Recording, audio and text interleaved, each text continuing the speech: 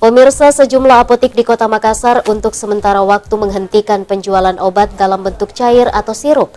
Penghentian tersebut mengikuti surat edaran Kementerian Kesehatan yang melarang penjualan obat sirup yang diduga menjadi penyebab terjadinya penyakit gagal ginjal akut.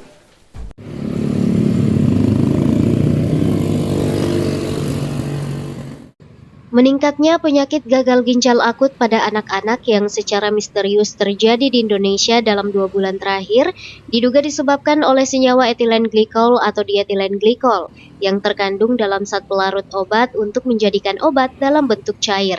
Hal tersebut mengakibatkan Kementerian Kesehatan Republik Indonesia secara resmi melarang penjualan obat cair atau sirup di seluruh apotek di Indonesia.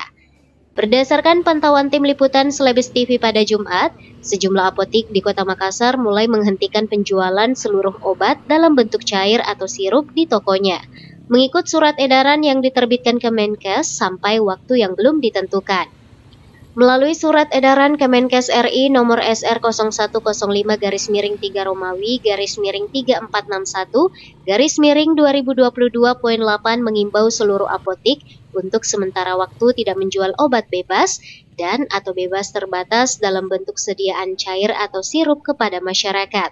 Selama masih dilakukannya penelitian lebih lanjut sampai dengan adanya pengumuman resmi dari pemerintah sesuai peraturan perundang-undangan baik penjualan secara offline maupun online. Fitri Herunisa, Selebes TV.